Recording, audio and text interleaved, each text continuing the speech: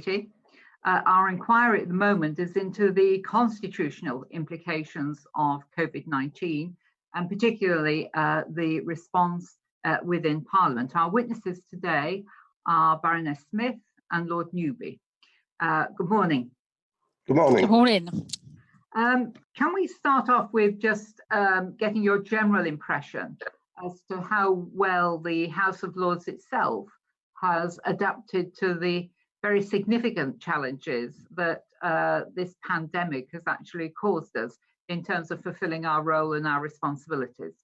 Who would like to go first? Baroness Smith? Yes, thank you, Baroness Taylor. I think it's been mixed, and I think there's also a bit of a danger. We also sometimes see all of this through technology. And I think as technology goes, we've done better than most people have anticipated. I think we've improved as we've gone along, a bit of a slow start in many ways. But I have to say, initially, in how we handled the Coronavirus Act, for example, I think there's a lot of room for improvement there, and I have real concerns about that, because that was the start of it all. And we were under huge pressure to reduce the amount of time we had for the committee consideration of that bill. Not from, I have to say, the Lord's usual channels, it was actually from the government at the Commons end.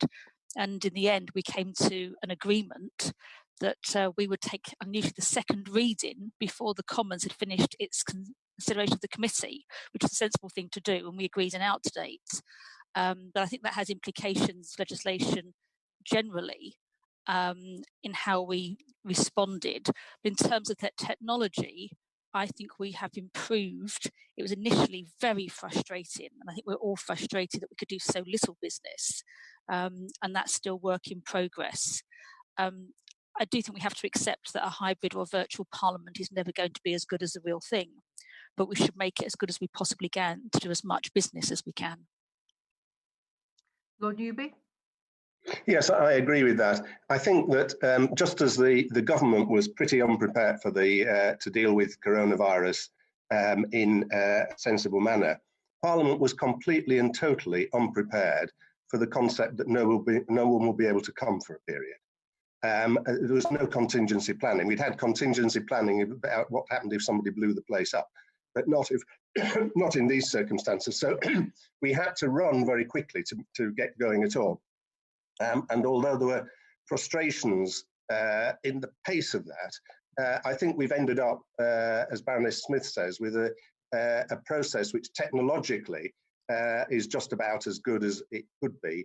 And somewhat to people's surprise, I think, we found that most people, whatever their normal or history of dealing with IT, when faced with the choice of either participating using IT or not participating, and found that the IT isn't that difficult. I think there are a number of challenges which still remain, which we'll probably come on to about how Parliament retains its spontaneity, how it really puts pressure on ministers, how you deal with the challenge of people putting in to speak because it's a way to get an allowance rather than being expert. But I think all those are issues which we can and will deal with. And on balance, I think if somebody on Easter Monday had said, would the House of Lords by now be operating successfully a hybrid system which included, amongst other things, completely electronic voting, probably people would have been sceptical about whether it would have been done. I know some staff were sceptical about whether it could be done, but we have done it. So I think that's something we should take some satisfaction from. Thank you. Lord Dunlop, do you want to follow through? Thank you. Just following on from what Lord Newby has said there. I mean, obviously the House has built up quite a bit of practical experience of virtual and hybrid proceedings now. So could I ask both of you what you think have been the benefits, drawbacks and challenges of virtual proceedings for the House? And do you think they work better for some types of business than others? I think we could probably have a whole entire session on that question alone in many ways. I think the great benefit for me has been that the House is now operating, it's dealing with legislation, it's having select committees. So all of that I think is a huge benefit, that we're functioning properly as a second chamber. Also our participation levels are increasing, more people are participating in business. The downside for me is the part that Lord Newby referred to, is the bit that we're missing is the spontaneity, the interventions, and also I think what I call the reactions. You don't get a sense of the mood of the House. And I have to say, I think some ministers have taken advantage of that.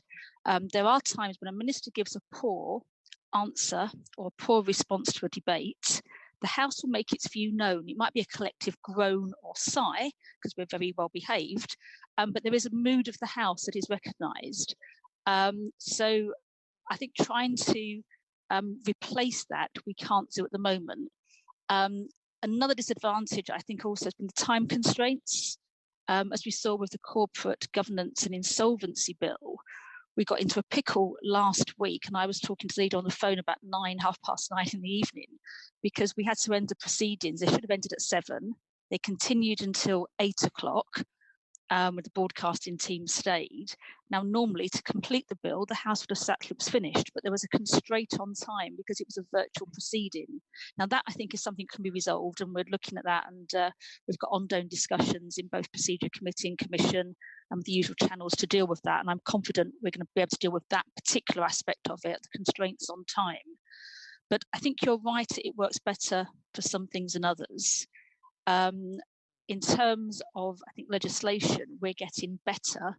There is still room for improvement, but that lack of intervention of pressing the minister, and I think that we've gone as far possibly as we can. Though it's always open for discussion. Procedure Committee feels like sometimes it's in permanent session at the moment to see how we can do things better.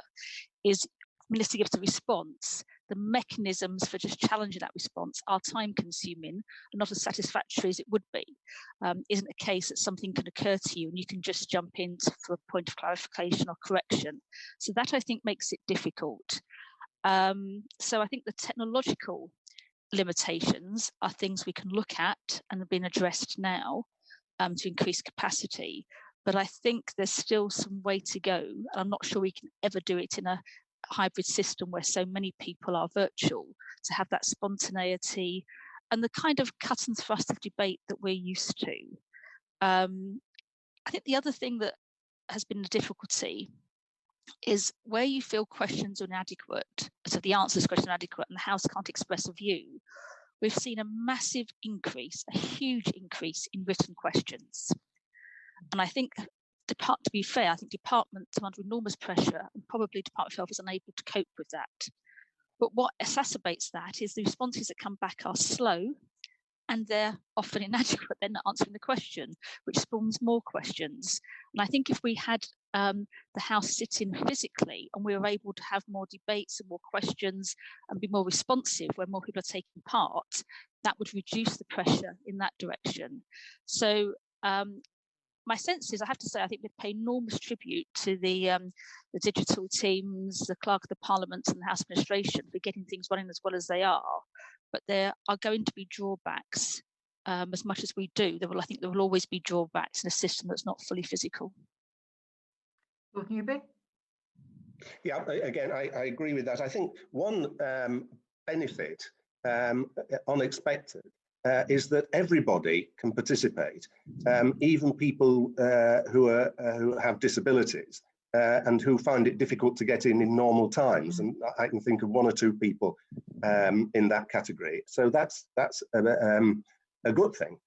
I suspect the bit that's worked best, Lord Chairman, are committees like yours. I mean, I'm not on one of this sort, but it seems to me that you're able to get witnesses from wherever to participate in committees. And given that there are a small number and a limited number of people on committees and a set way of doing things already, I suspect that the committees are working pretty well and don't have some of the problems that Baroness Smith referred to.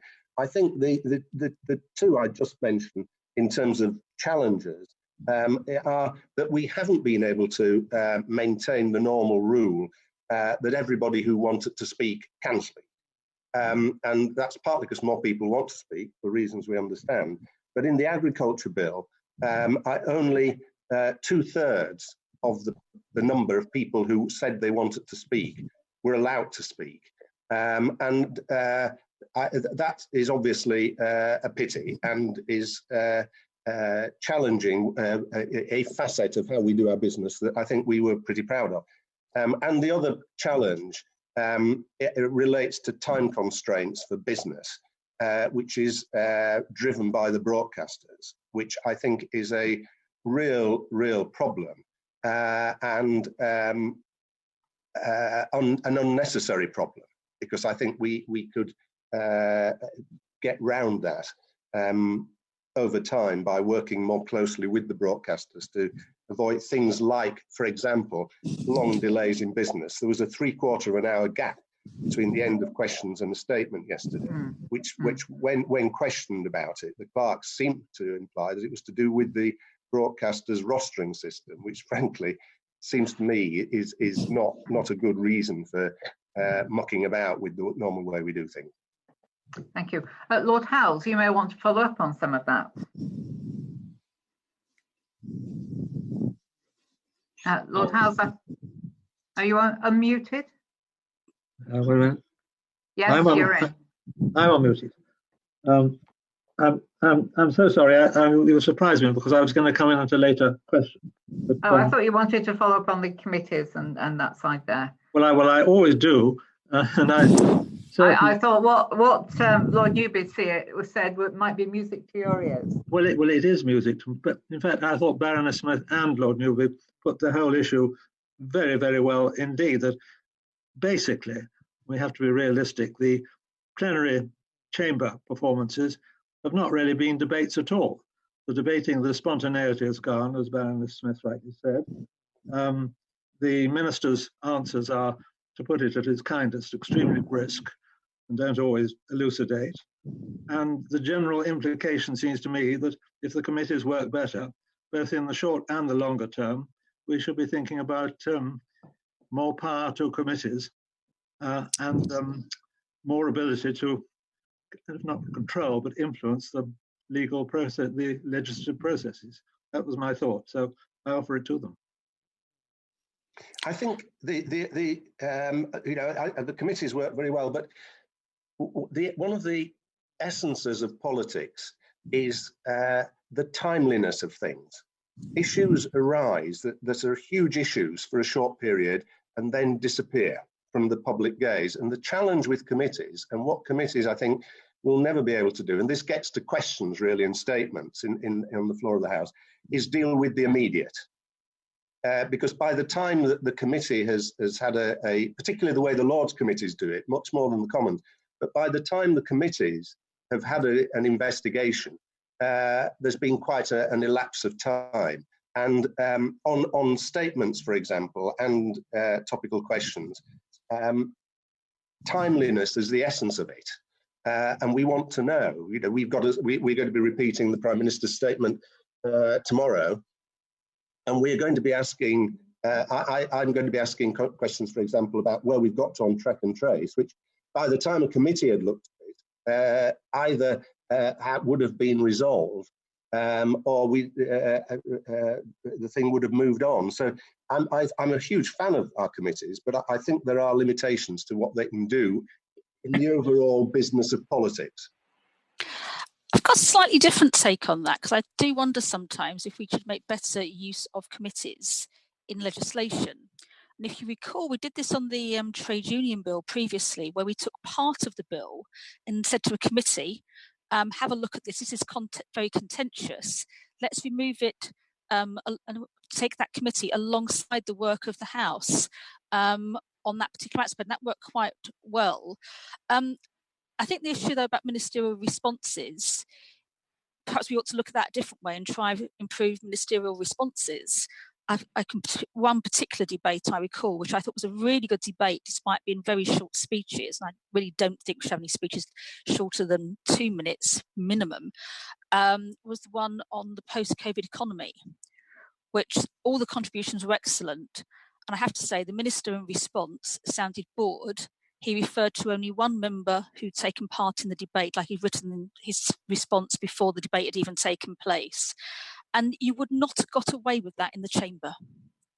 It would not have happened. Just say one thing on statements that I think has been quite helpful. We have a system now where if there's a statement in the Commons, we take it the next day. And sometimes we take it 2 days later for various reasons, partly the constraints on time that Lord Newby's mentioned, though there is work in hand to deal with that. I think that works really quite well, because when a minister makes a statement or the Prime Minister makes a statement in the House of Commons, sometimes 2 or 3 days later, issues are arising from that statement that couldn't be dealt with at the time, and the Lords is able to pick those up and deal with them. So I think, although I take Lord Newby's point about some things being immediate, there's also time for reflection and a different kind of scrutiny from the Lords. I think that part is working quite well, but there's a mix on committees. I think I would like to see the use of committees more in terms of legislation. I think that would be very helpful to the House. Thank you. Lord Howarth, can we bring you in at this stage? One of the significant changes that's arrived with the hybrid House is the move to remote voting.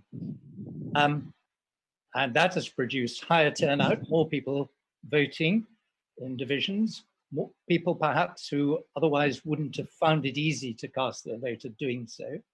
And some people think, well, that's a plus, that's bigger participation, and we really ought to keep remote voting for the future, even when we're back to more normal proceedings.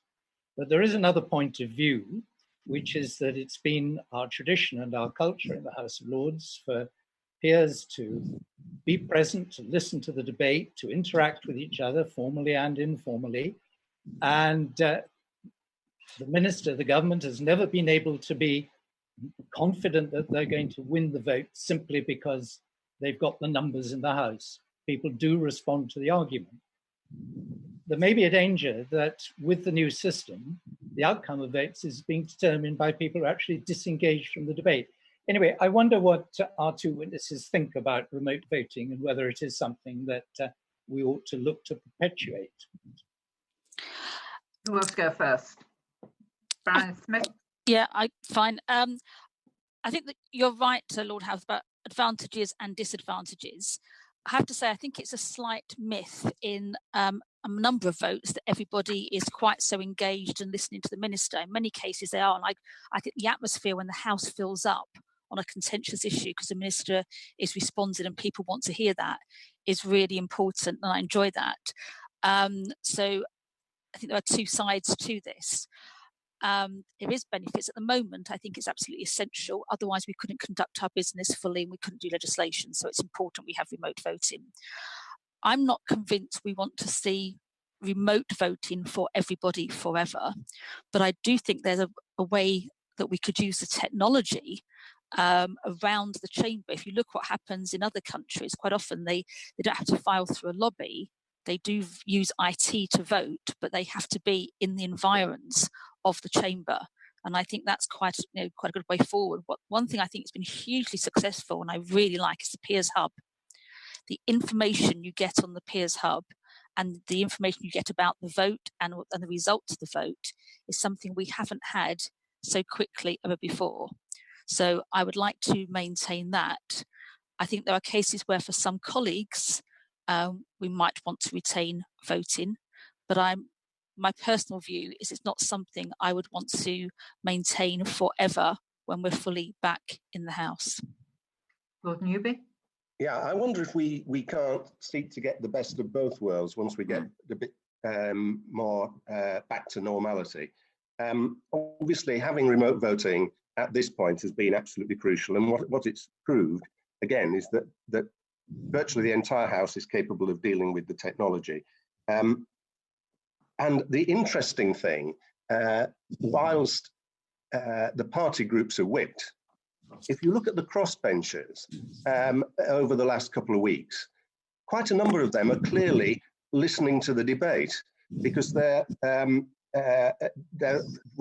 been unpredictable votes, and we thought, why on earth have they done that? And the answer is they've listened to the debate and formed a view, which is good. But the numbers doing that are probably not very high. So I think we should retain electronic voting in the longer term for those who can't get in but who are mentally agile and would make a contribution if they could. But I think for those who can get in, we should require them to be on the estate in order to vote. I think although I'm not his greatest fan, but the jibe of Jacob Rees-Mogg about in the Commons, people being able to vote whilst playing a round of golf, is something that would run the risk of bringing us into disrepute if it were a long-term system. I do think, however, that we should look at how we can use electronic voting on the estate going forward. I gather that the Commons have just moved to a system whereby that you register your vote by scanning your pass against a pass reader, which was actually something we looked at in the Lords a number of years ago. And I think finding a way of doing voting which doesn't require everybody to spend a quarter of an hour shuffling through the lobbies is a good thing. But equally, I wouldn't want us to have a permanent situation where people could be at a distance and voting without paying the slightest attention to what's going on. As an ex-government whip, votes were always a challenge because people did listen to the debate and didn't always do as I wanted. Although that annoyed me very considerably, it was sort of good for Parliament. Can I just add something? I think, although you might be a little bit sort of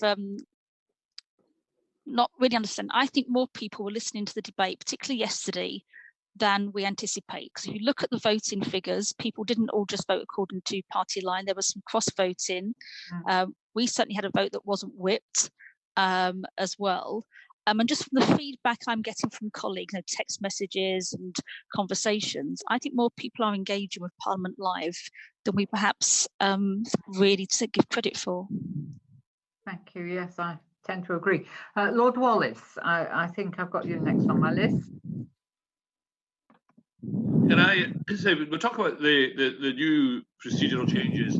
Perhaps we can get some insight from people who are in the usual channels as to how these procedural changes, not only how effective you think they've been, but how they come about. What's the respective role of Parliament, of officials, of procedure committee, commission, opposition?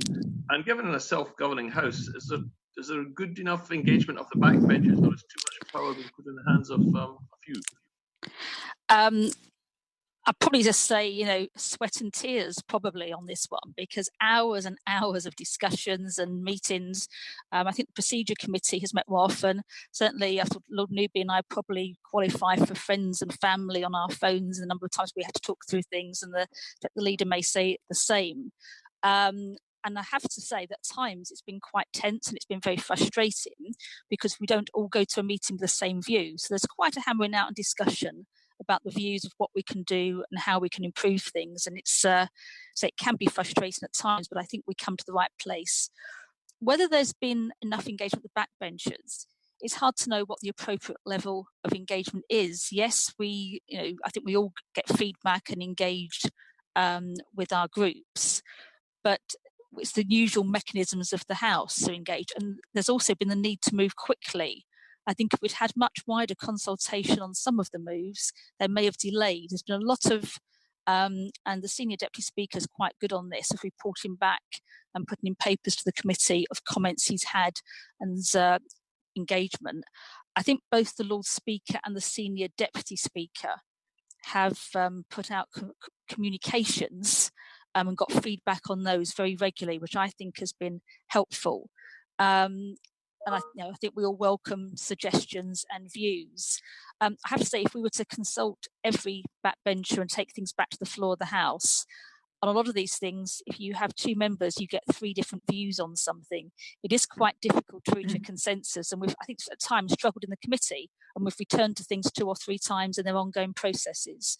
But I do think the mechanisms have enabled us to move more quickly than some would have suggested, although I think there's still, there's more we can do in engagement on it and getting some of the changes that there are still a number, I think, needed and are in process.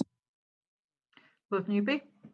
I think the sort of the formal processes have worked reasonably well in that the committees, the relevant committees, the Procedure Committee and the Commission have met very regularly with lots of discussion between them. There was at an early stage a bit of a wrinkle about which committee was responsible for something, but that was dealt with. As Baroness Smith says, the challenge hasn't been that the committees haven't met or that people haven't been in discussions. The challenge has been people just have had different views about the speed at which we should be doing things and returning to normal, really. And I think that's inevitable. I think the one area where we could have, the House collectively could have done better is through communications. I mean, one bit of communications that has worked very well, I think, is that the party groups and the crossbenchers have continued to have meetings and have discussed procedural issues, those meetings, and put certainly me and my colleagues under, and my chief whip under pressure about what we should be doing. And indeed, the number of people attending our group meeting on a Wednesday afternoon has been higher than the number who would normally attend in person. So there's been quite a lot of engagements at that level.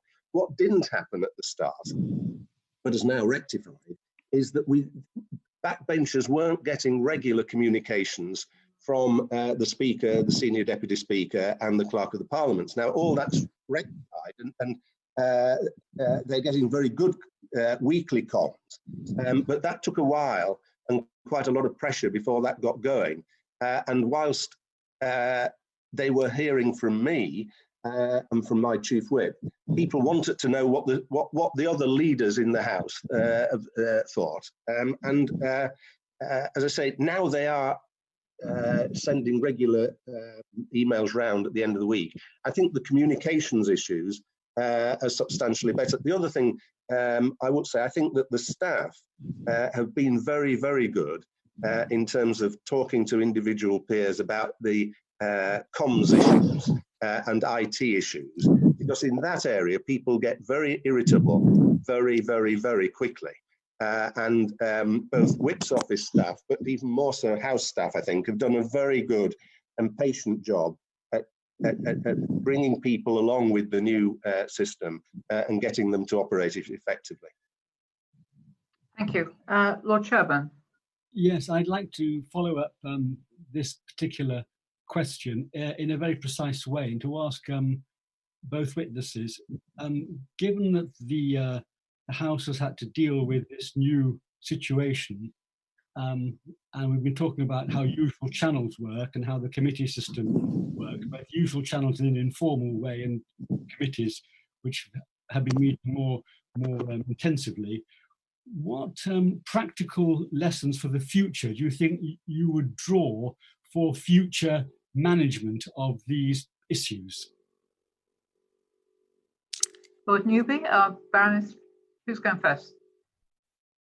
Well, I think that the principal lesson is to spend that you've got to accept that you've got to spend longer, both in formal and informal discussions about these issues, because as any of us who've been on any of the House's internal committees now, even the smallest question, the kind of sandwiches in the Bishop's Bar, engages people to a very considerable extent, or at least some people, and there is no sometimes no unambiguously correct answer often for these things. So the challenge is how you bring along several hundred people to do a range of things differently in circumstances where they can't talk to each other normally. That's been our challenge, hopefully in the future, we won't have quite the same challenge in quite the same way. So I think I wouldn't suggest that, I don't believe that this crisis has thrown into question whether the usual channels work or whether the committees work, because I think they have. I think it has just thrown into question A, the communications, and B, the urgency with which we should be prepared to look at things, and the speed with which we should be prepared to change things when we can't go on doing things in the way that we have because of external circumstances. Smith? The two things I wrote down, Lord Sherborne, as you were asking your question, was leadership and communication. And I think I agree with Lord Newby, the communications of getting information to colleagues and communicating between ourselves. The usual channels work at their best when they are talking regularly. Now, sometimes that has been, it felt, if I'm honest, too regularly because we're all talking constantly. And whereas you'd normally get everybody in one room, you do occasionally Zoom, but you also have individual and separate conversations. And all of that is very time consuming. But the more we communicate, the better decision making processes we have and the more quickly we can act. I think the other thing is leadership. I think there was, at the beginning, it wasn't quite clear where decisions were being taken, how they were being taken, who was communicating them. And as Lord Newby said at the beginning, there wasn't communications going out. And I think it would have been helpful at that time had there been something coming out directly from the government to individual members of the House. And we were doing it within our party groups, and it's been picked up by the Lord Speaker and the Senior Deputy Speaker. And I think there was one communication very early on, which we all signed as leaders of the groups. But I think it would be helpful initially, had there been something from the government saying, this is what happened, this is what we're doing, that went out to all members. So I think, to be fair, all of us have learned lessons from this. And I think everyone is going to say nobody got everything right the first time round. But I think as we go forward, and we don't know how long this is going to last, but we're sort of, you hope for the best and prepare for the worst in many cases. We're all learning of what has worked well for us in terms of communications and decision making, and what worked less well. And we have to make sure we respond to that. Thank you. Baroness Drake, you wanted to talk about the emergency legislation.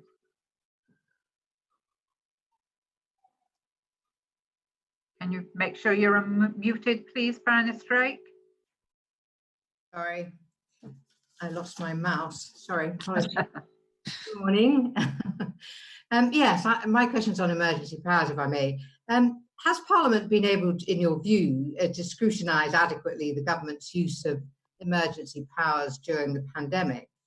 And second part of the question, do these laws or the parliamentary procedures to scrutinise the use of emergency powers and for the government to be accountable need to change?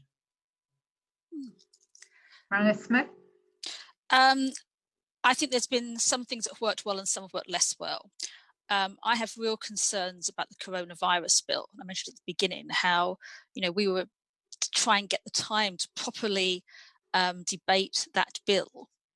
And we tend to be better than the Commons. I think not to be difficult or any other reason, but we tend to be less sympathetic towards fast track bills as well as emergency legislation. We always have longer, and I think that's accepted by the usual channels, that we have longer for these bills than the Commons does. But the coronavirus bill I think we were under huge pressure to limit our time on that. And I say that the usual channels in the Lords responded, I think, quite well to that. We did get our 2 days in committee.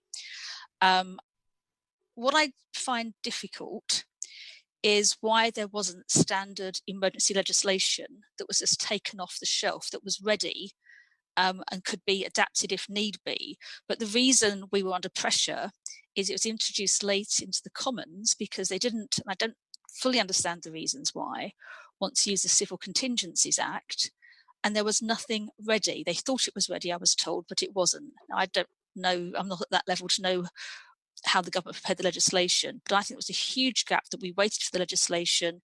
It was being written, we were told, before it was introduced. There were new clauses to go in, and that process to me wasn't great. Two things I'd pick up from that.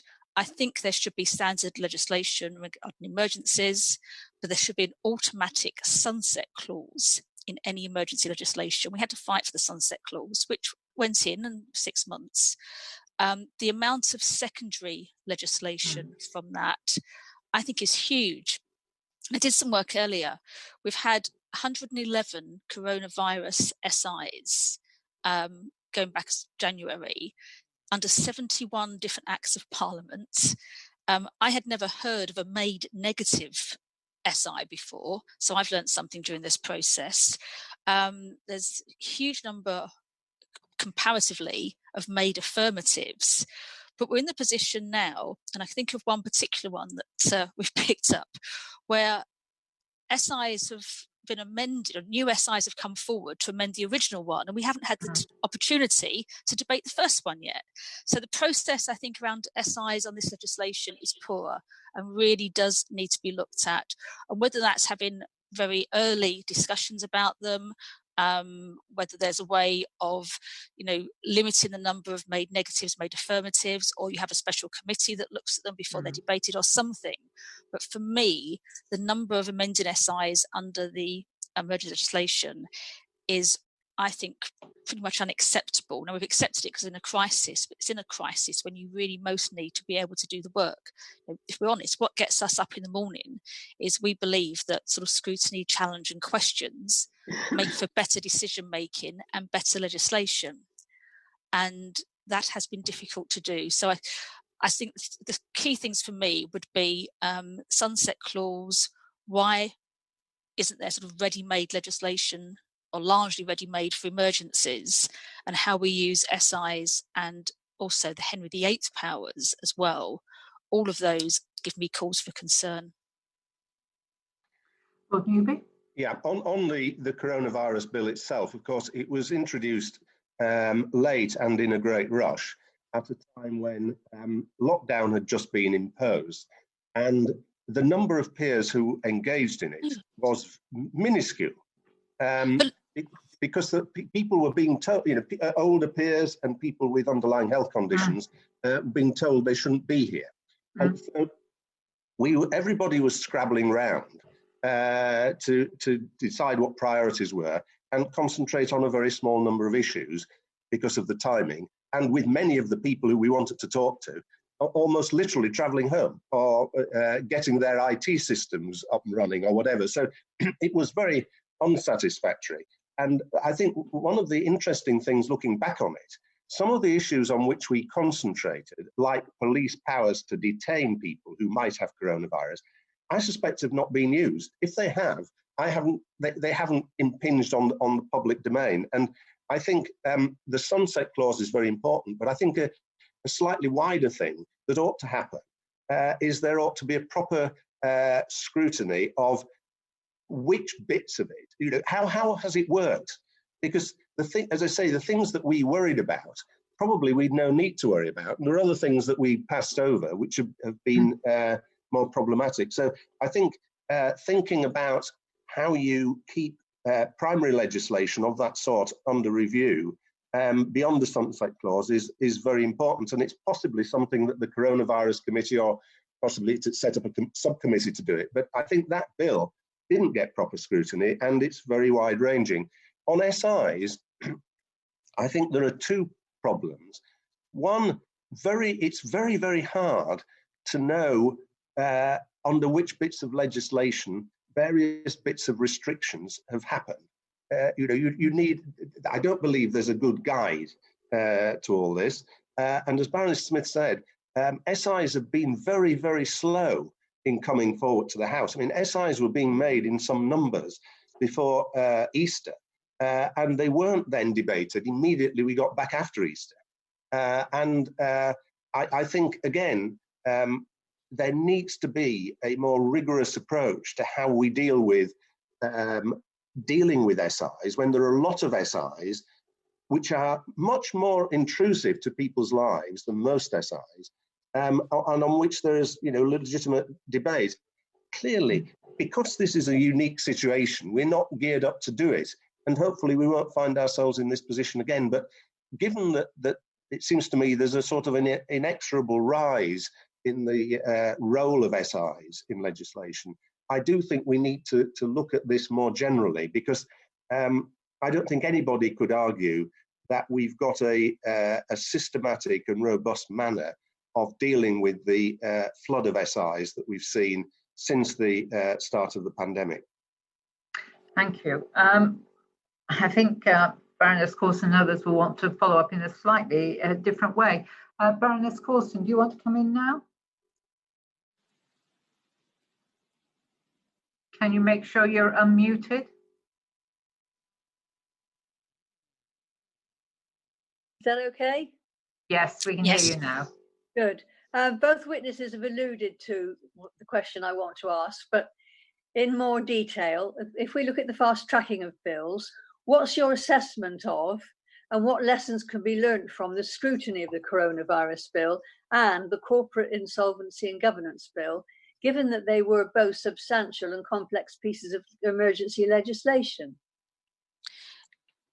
Yeah, I think first, I'm not sure there's much more I can say the coronavirus bill, but I think it was lacking in scrutiny. Some of that was for obvious reasons, but it could have been done better.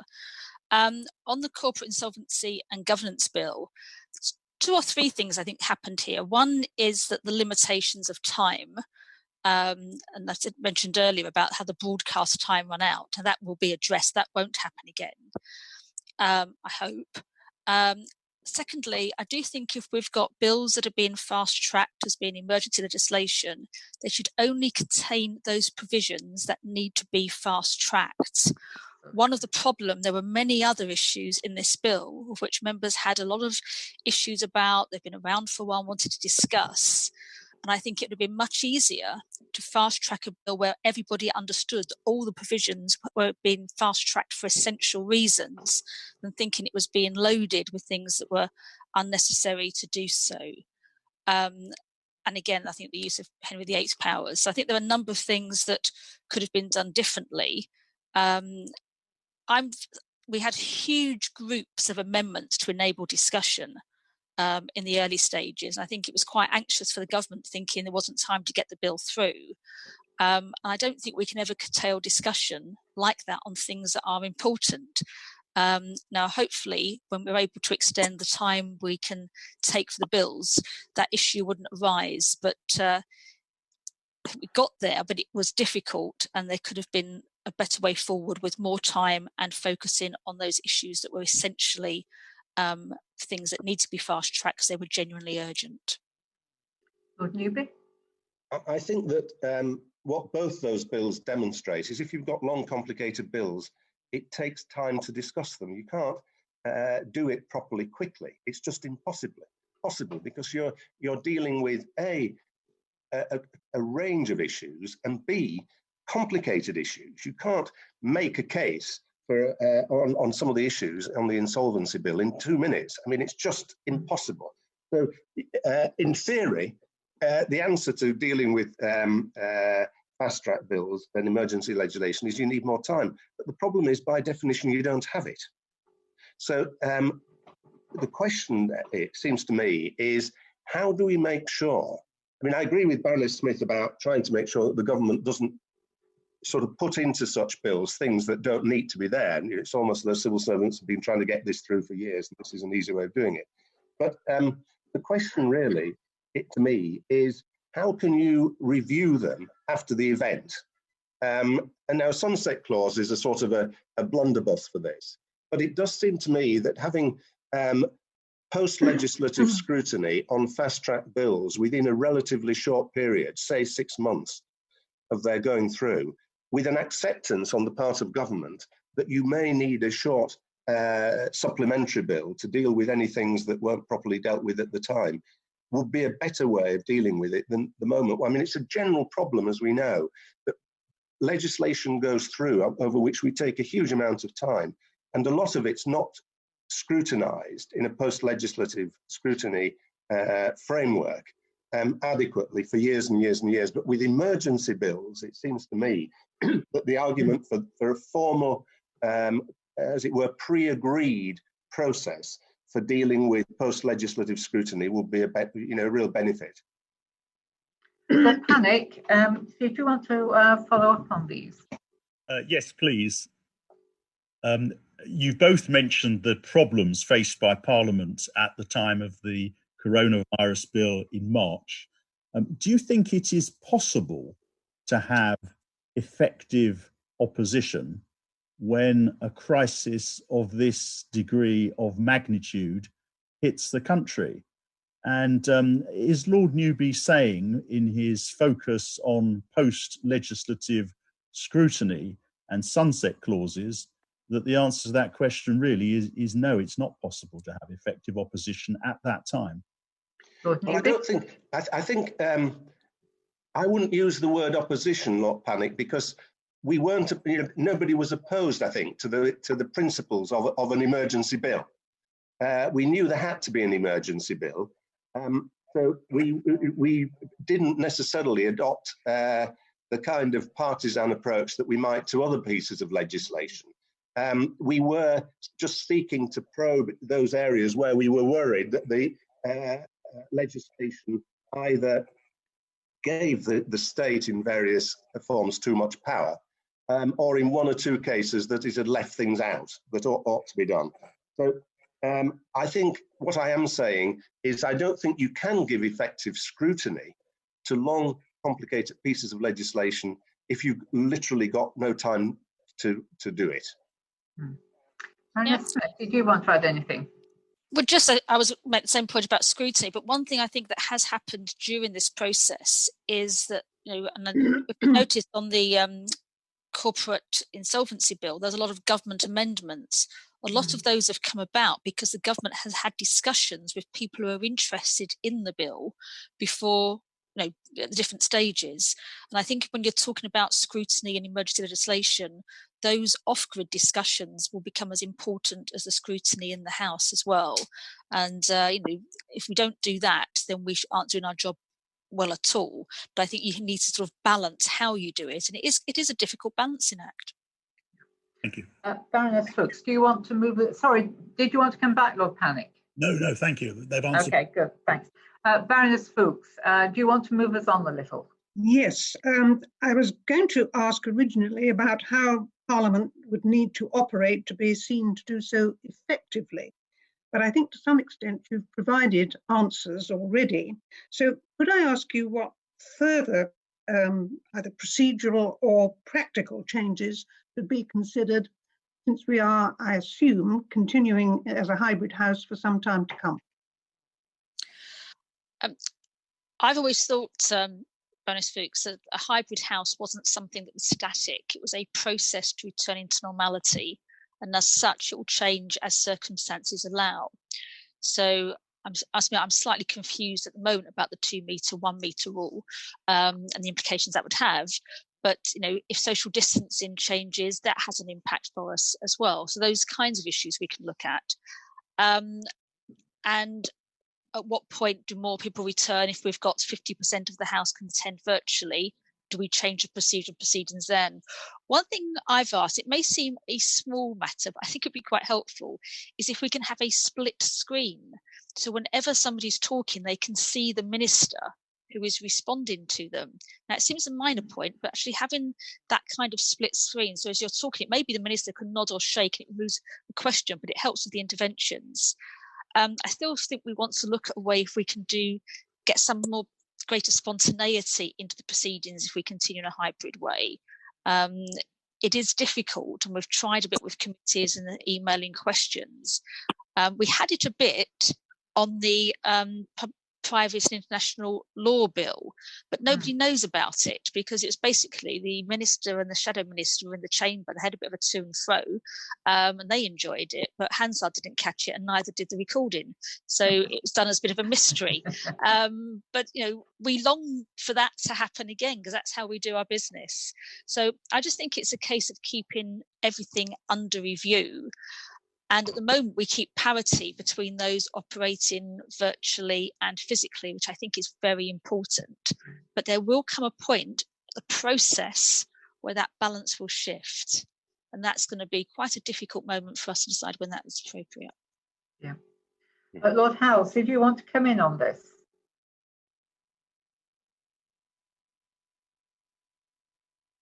No? In that case, let's go to Lord Fawkes. Thank you, Chair. I take your point, Baroness Smith, about the fact that hybrid proceedings are not one form of proceedings and they do evolve. We've now had quite a long period during which hybrid proceedings have been going on. What, if any, of the features of those proceedings do you think could profitably be retained when we return to our normal practices? We've only had hybrid proceedings for a few weeks, really, because we were just fully virtual initially.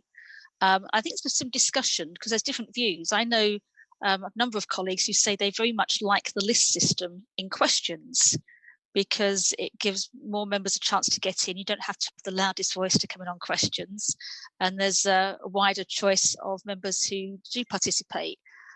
The downside of that is you lose the spontaneity of somebody being able to respond to a ministerial answer, and you lose spontaneity of the House responding to a ministerial answer. So I think there's going to be quite a bit of discussion about it. The two things I would really like to keep is the Peers Hub. And I think as more of us use the Peers Hub, the information on that for members is extremely useful. And I do think we have a capacity now, maybe you don't always want to meet as a select committee, virtually, but you may want to have got a wider choice of witnesses if you can question witnesses in a hybrid way. Most members are present, but your witnesses are via Zoom or Teams or another system. I think that's quite a useful mechanism for the House as well. And there's some thought has to be given to those who have disabilities or illness or unable to attend for some reason of how they participate. I think that's quite difficult because it's got to be that somebody genuinely can't participate rather than just doesn't want to participate virtually. So there's decisions and discussions to be had on that. But I do think there's a way forward that we should not just throw the baby up the bathwater. We should give some real consideration if there's things that we've learned now that will be useful to us in the future. Lord Newby? Yeah, I agree. I think we've got to get back as far as possible and as quickly as possible to some of the ways in which we've operated in the past, in particular the spontaneity that we've had and the ability of people to intervene on ministers and others, because I think you lose a lot of that. And at that point, the current parity of status between people in the chamber and not in the chamber will go. But I think that's inevitable. Because I think the benefits of having the spontaneity outweigh the downside. I think two things about generally that I'd like to keep. First, I think this point about people who for some reason, some medical reason are unable to attend is something that we ought to look at. It's difficult because there are some people with certain medical conditions who might still like to attend, but who are not really in a good state to do it. Whereas there are others who are physically frail, who have got a unique perspective on public policy, from whom the House has benefited a lot in the past, and who we benefit from in the future, even if they could only participate remotely. And I think we should look to see how we can enable them to do that, and how we can enable people like that to carry on voting. The other change, as I mentioned earlier, that I hope will happen is that we don't return to voting through the lobbies.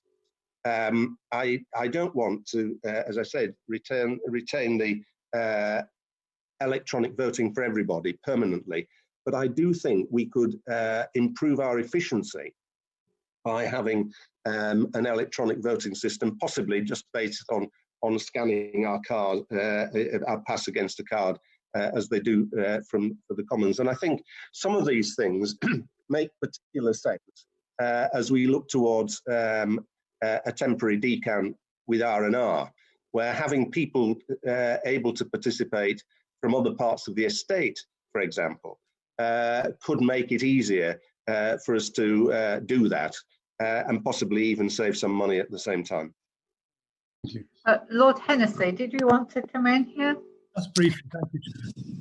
On the long-term effectiveness point, would you agree that the House of Lords needs to justify its utility and value afresh, not just in the classic scrutiny, challenge and revision functions, but also in our capacity as a storehouse of knowledge, a very considerable storehouse of knowledge that amounts to a very substantial think tank for the nation in what are going to be terribly uncertain times? In many ways, yes, but I think our role is appreciated by us, perhaps more than it's appreciated by the government, which I think is a bit unfortunate. I've always thought, I said earlier, that the whole role procedure of you scrutinise, you challenge and you ask questions gives better legislation and better decision making, and a confident government should welcome that. And the ability to use expertise in the House, or the House to use its functions to draw in expertise from witnesses, is something that I think is extremely valuable. And I think we are in a position where the House has to justify what it does a little more.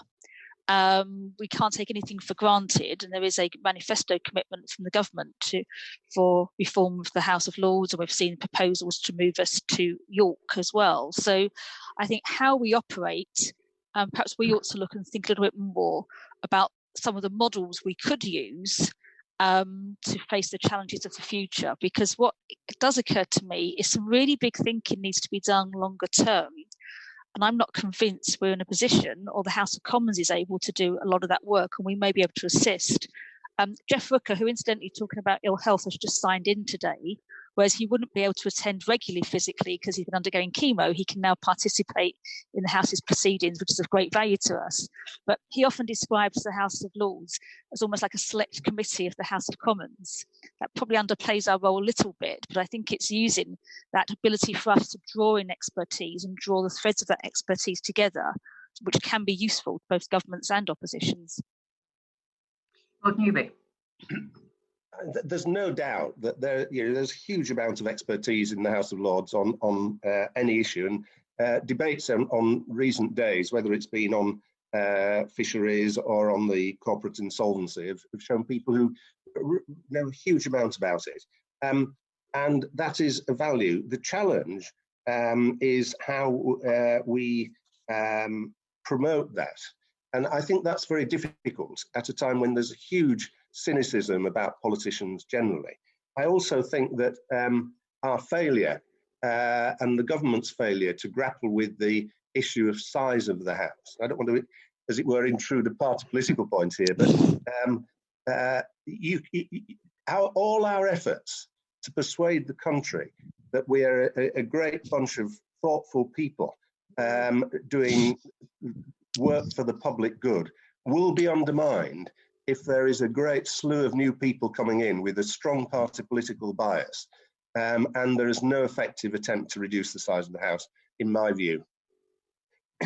Indeed. Lord Howes, I think you may be unmuted now and able to come back in. No, I wasn't expecting to come sorry, in. Howes. Sorry, Lord Howes. The chambers of the House of Commons and the House of Lords have been described as political theatre. I mean, the cut and thrust is great for sketch writers and makes amusing, even interesting watching. But don't all the remarks and answers you've wisely given to this committee really point in another direction, which is if the scrutiny is really to be effective and really get into the huge and expanding powers of an executive at every level, much of which is never exposed to public gaze at all, we need not merely good committees, we need much more powerful committees. And shouldn't we start learning lessons? I know this raises fundamental constitutional issues. Shouldn't we start learning lessons from some of the committees of Congress in the United States or other parliaments, which have much more control and influence over the legislative procedures, and indeed in some cases the budgets as well? And indeed, the European Parliament, of course, had, which we're leaving, had that committee system in place as well. I think there's huge roles for committees, but you need a government that wants to engage with those committees and listen to those committees. And I think, yes, you're right, it has huge value in that. Where I would disagree with you is describing the chamber as political theatre. I think there are moments of political theatre that sketch writers, and indeed ourselves, love when we take part and we all think it's great fun. But that isn't really the nuts and bolts. I think when the chamber's at its best is probably after dinner break on a Wednesday evening when people are going through the detail of a bill and there's not much theatre. It is like, I think, what you're describing as committee work. So I think there's huge value in committee work. I'd be quite content to see a greater role and authority in committees. I suspect that few governments would, though. Yeah, I rather agree with you. I mean, the one element of the work of the House of Commons, never having been a member, which I fail to understand, is their almost total failure to scrutinise projected levels of expenditure. The budget and the finance bill is debated at immense length, and expenditure is hardly debated at all in the same way. And I think in that specific area, at least, I'm with Lord Howe. The only thing I'd say about the political theatre, having stood at the dispatch box and attempted to justify government policy, the pressure on ministers when they're trying to defend a poor policy or a weak policy is such that they are very unkeen to pursue it. And so I think that pressure, I mean, I think it's more in the Commons than the Lords, because the Commons ministers have more power.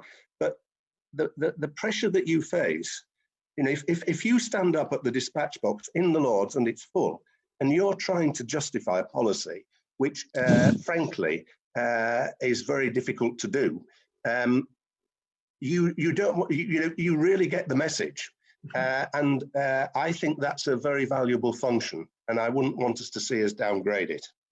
And it's a good argument for getting back to a physical parliament as soon as we can as well. Absolutely. Can I just ask one further question about how Parliament can react during this pandemic period? We did have an Easter recess during the lockdown when it was just impossible to hold the government to account because Parliament wasn't sitting.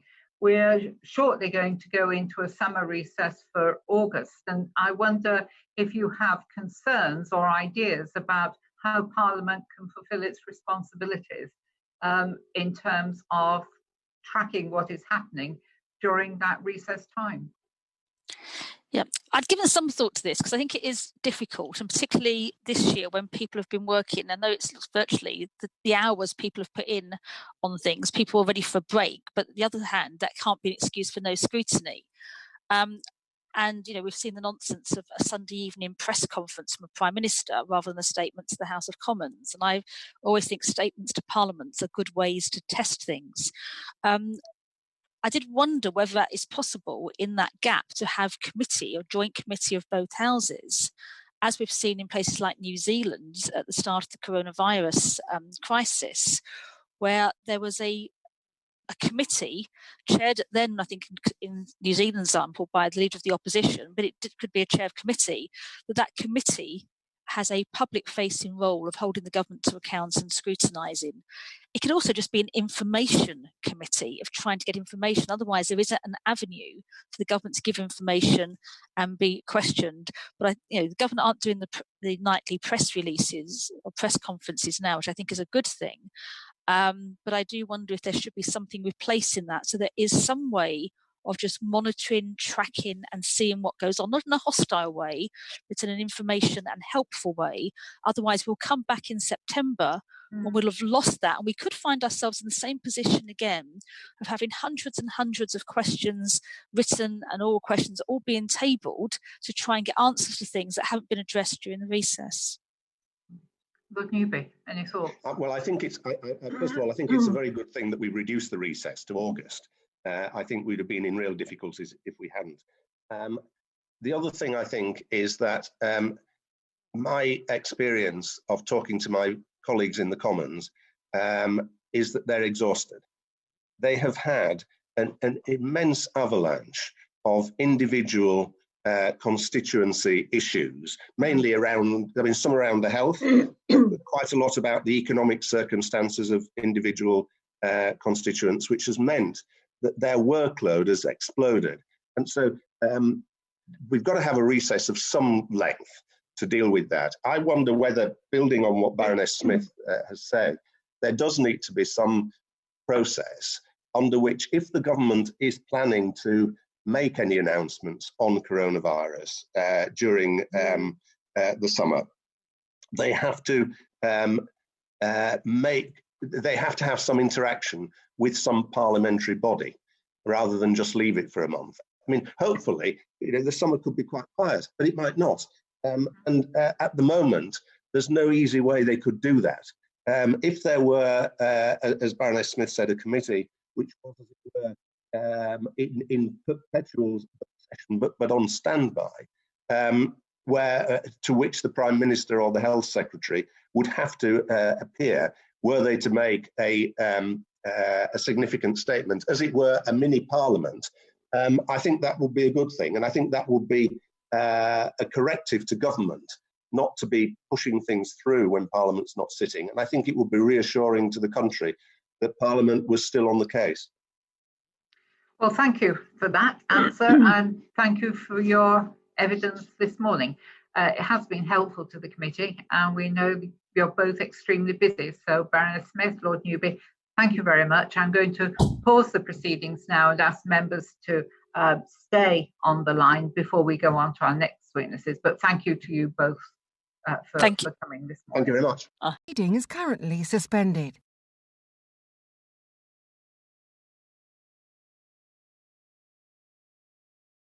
The proceeding is currently suspended.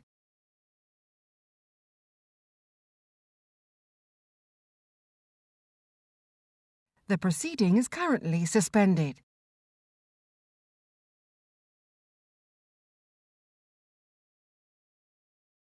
The proceeding is currently suspended.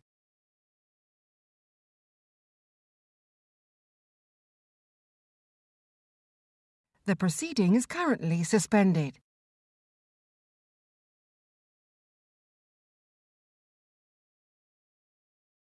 The proceeding is currently suspended.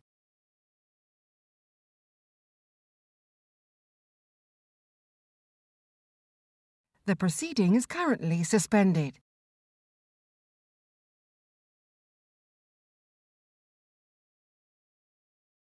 The proceeding is currently suspended.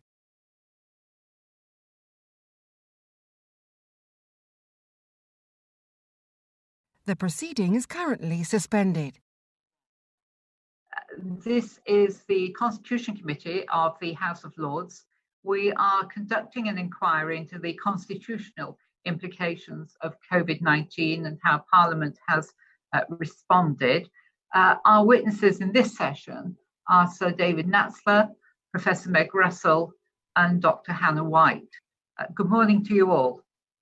Good morning. Can I start this session by asking you in general terms how well you think Parliament has actually dealt with the challenges in terms of the way it operates? You've heard some this morning of what are the attitudes of some people in the House of Lords, but I wonder if you can give us an overview of how you think Parliament as a whole has responded to this situation. Professor Russell, I can see you in live at the moment. So do you want to start this session? Okay, well, I think I would say that this has clearly been a very difficult situation, and certainly at the early stages, Parliament responded admirably. It responded to a difficult situation very well. Indeed, I think, to coin a phrase, we were somewhat world leading at the early stages in the rapidity with which we got proceedings online. I think that there was fantastic leadership from the speakers in the two chambers and a huge amount of work done by the staff behind the scenes to set up the hybrid Parliament. There was also a lot of interaction between staff internationally, parliamentary staff internationally, which was a very good thing in terms of sharing good practice. And I think we were seen as a world leader. And I think with respect to the House of Lords, as far as I can see, that work has sort of incrementally continued with you now settling into your new hybrid arrangements. But unfortunately, the situation in the House of Commons has been rather different with the abrupt ending of the hybrid Parliament, which has been very problematic, somewhat chaotic, and has caused a lot of bitterness in that chamber. So, David? I agree with what Meg has said. I think the institutions, certainly the Commons end, which I'm more knowledgeable about, I think were tremendous. The House of Commons Commission, in particular, which has no role in this, stepped into a governance vacuum as a means of bringing together the various bits of the House so that it could proceed more or less with unanimity. And as Meg said, it's sad that in the last few weeks that has been lost, and that the idea that the House was presenting a good example to the nation of a managed return, I'm afraid it doesn't look so managed as you look back over the last 3 weeks, although maybe it's reached a plateau now. And I would like to say, and many of you have said that, I mean, I think the staff of both houses and the Parliamentary Digital Service and the AV, the audiovisual people, have been absolutely fantastic. And I think they are, they've been recognized around the world, how amazingly swiftly they've reacted. Thank you. Dr. White.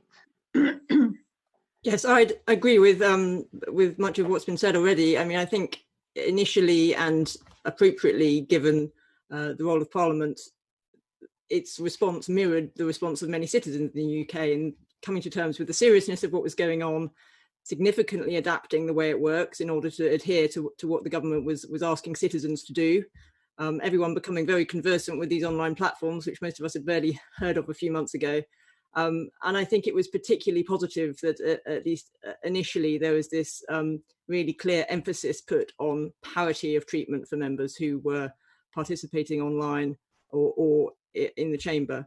And as Meg has said, in many ways, the UK Parliament's response has been better than many other parliaments have been able to manage. I mean, I know your lordships have been taking evidence from witnesses who've sort of seen it all very close hand and can identify many flaws, but in many ways, you should be congratulating yourselves on the effectiveness of what's been done and how quickly.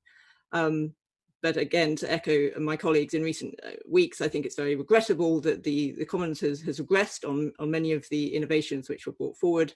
I don't find the sort of various different reasons that have been given to justify that terribly convincing.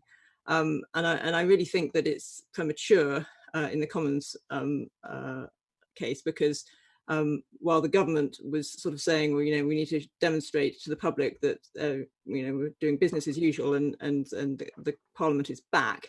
In fact, I think it was really powerful for the public to see parliamentarians doing their jobs from home and seeing parliamentarians adapt and seeing parliamentarians having to make judgments like everyone else was being asked to make judgments about whether to shield, whether to travel, whether they needed to go into work and how they could operate if they didn't. And I think that was a really powerful picture that Parliament was putting forward, and which the Lords is continuing to put forward, but which the Commons is now not. Thank you. Baroness Fuchs, do you want to come in now? Yes, please. I was going to ask what the priorities of Parliament should be during this crisis, and in particular, what core business should be considered, but perhaps we should consider each house separately in this context. Who'd like to go first? Sir David? Yes, well, how nice to see you. Thank you, Sir David.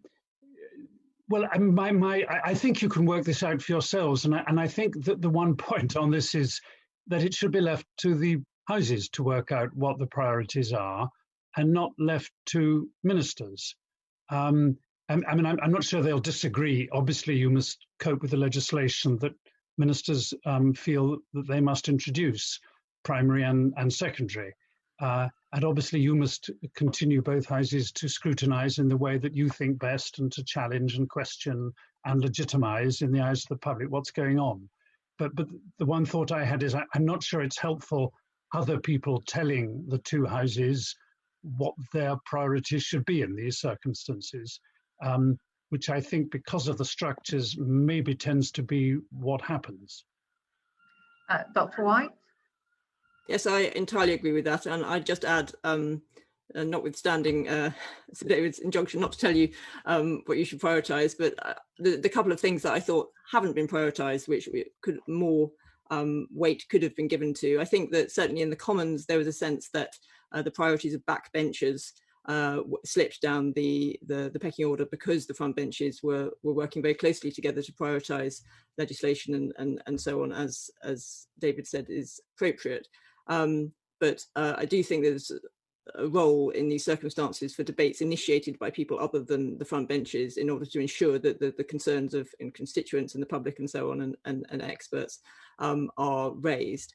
The other thing that I think has not been prioritised and is regrettable, but from the government's point of view, is proactively briefing parliamentarians about the progress of the pandemic. Obviously, there have been some statements, but the government obviously chose to prioritise the daily press conferences, and I think that they've potentially missed a bit of a trick there. In terms of the sort of process of how Parliament operates in a crisis, I mean, I think much, the first sort of principle, it seems to me, should always be that Parliament should try to sit, and that really the best should not be the enemy of the good in trying to enable that to happen. So Parliament should be sitting, and Parliament should be seen to sit. So the broadcasting element is very important, and I think those are the sort of principles to bear in mind in a crisis situation like this. Professor Russell, do you want to add anything? Yes, I would agree with much of what's been said. I think if you look at the way that parliaments have responded around the world in the crisis, a common feature has been slimming down, at least in the short term, to essential business, by which I mean sort of coronavirus-related business. Really, there have been patterns in lots of countries, Germany, France, New Zealand. The Interparliamentary Union's got a good summary of all of this, trimming back to that essential business. I wrote a piece which was published during the Easter recess on the 14th of April, jointly with Ruth Fox from the Hansard Society, where we made some suggestions as to how Parliament should respond. And we accepted that it might be necessary short term to suspend some kinds of business, like private members' bills and backbench debates in the Commons, for example. But we also said that if you are doing that, and this is another common theme around the world, if you're making decisions about excluding certain business, then it's very important that your decision-making process on that is itself an inclusive one, that it's as far as possible consensual, it's certainly cross-party, and given what Hannah just said, it needs to include backbench voices as well. And clearly, the longer this situation goes on, and it's gone on probably longer than many of us expected, the more problematic it becomes suspending those kinds of business, and you need to find ways through the technology, if necessary, to begin bringing them back.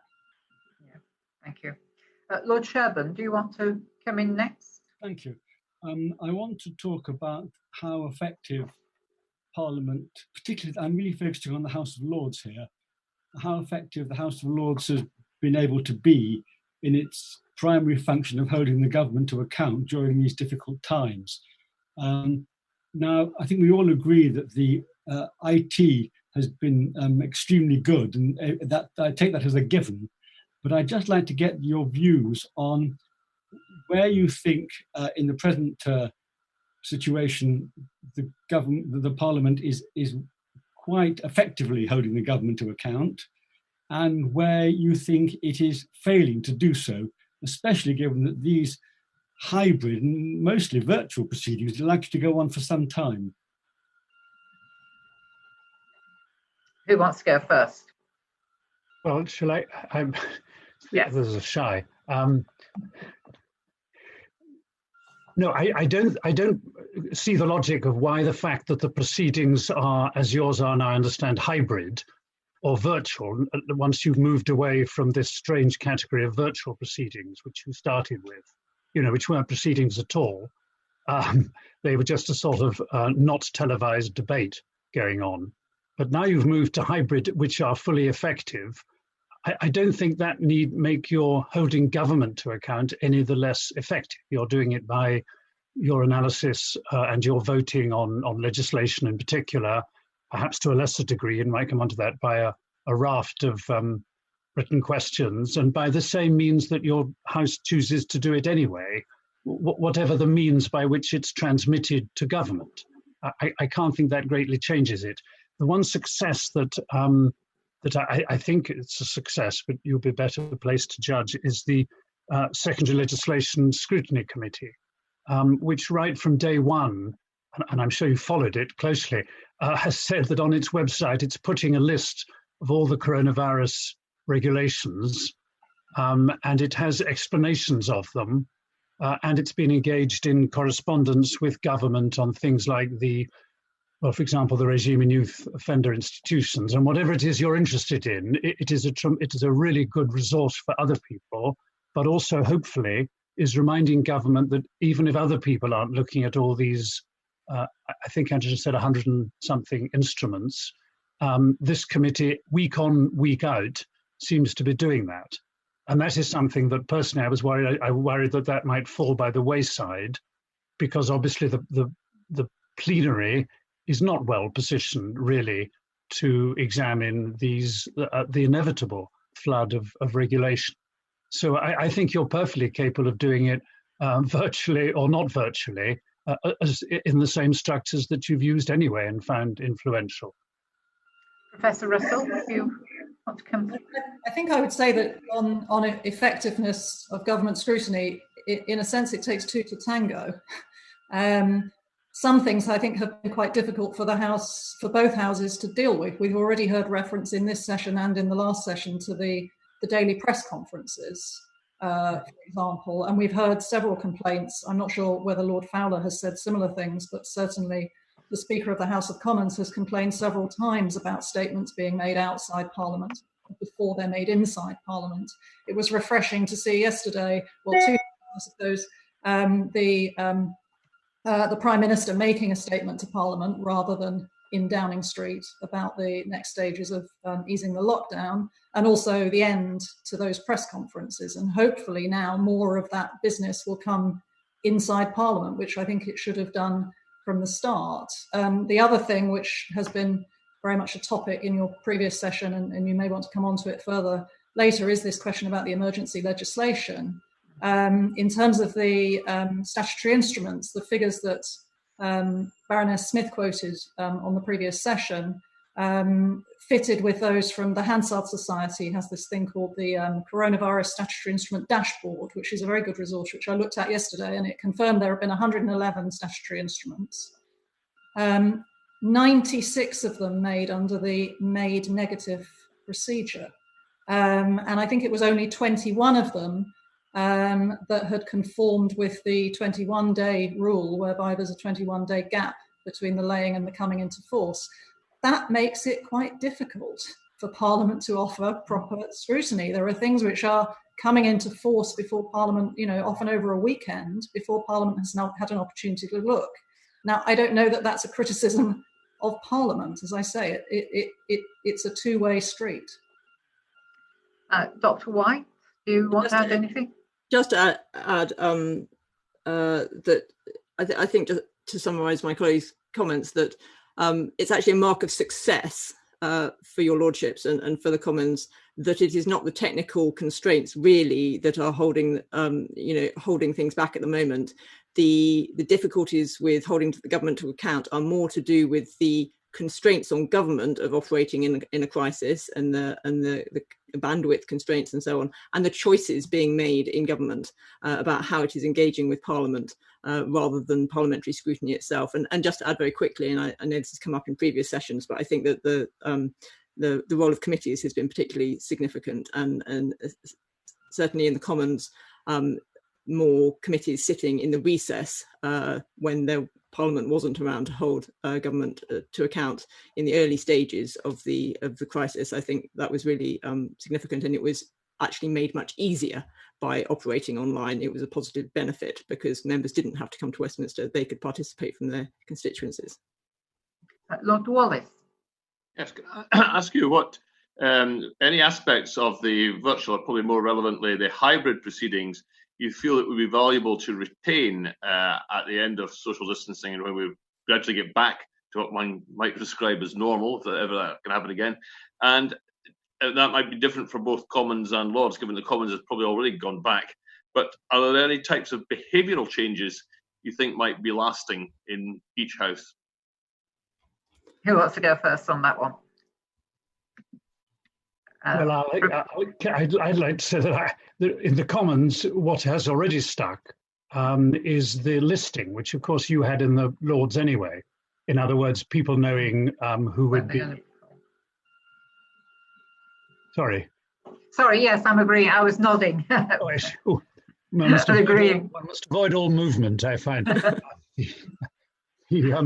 So the listing is already stuck, and curiously enough, they're now listing speakers even for substantive business where there is no virtual participation. Now, that has always been in the gift of the chair, and that is a cultural change that has come. I mean, I think what the public might like to see as an outcome in behavioral change is civility. That the only benefit to me of these very stilted, sometimes hybrid and virtual proceedings was mutual civility. And it may be bored members to be stuck in their kitchens and not be able to groan and mutter. But my impression from a very small cross-section of the population is many people rather liked it. They could hear what the member speaking was saying, and they were allowed to finish their sentence without mockery or interruption. Now, whether you think that when, as you said, or if it ever comes, everybody comes back, that they're all going to say, gosh, that was really nice. Let's keep my mouth shut if I'm not being invited to talk. Only time will tell. But that would be civility would be wonderful, wouldn't it, if it were restored? I think some people enjoy the cut and thrust, but there's a balance to be struck, I think. Dr. White, did you want to come in on that?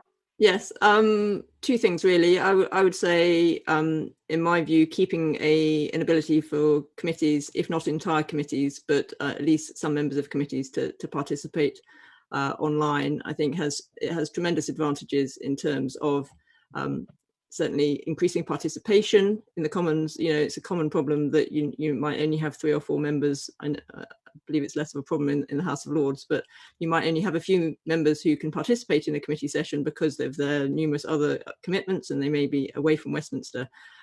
Enabling those committee members to participate, I think it will have positive impact for scrutiny. Also, increasing the extent of taking evidence from witnesses who are remote.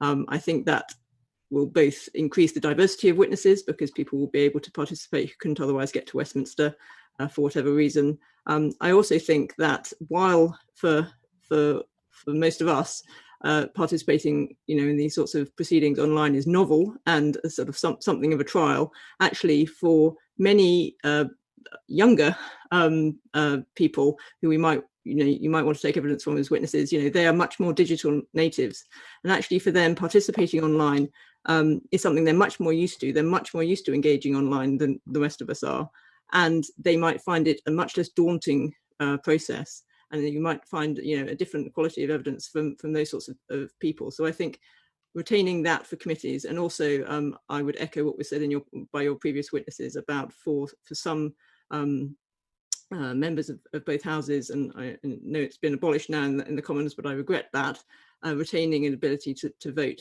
remotely, I think would be appropriate in terms of being able to, as I say, increase the diversity of people who are able to participate in proceedings of both houses. Professor Russell.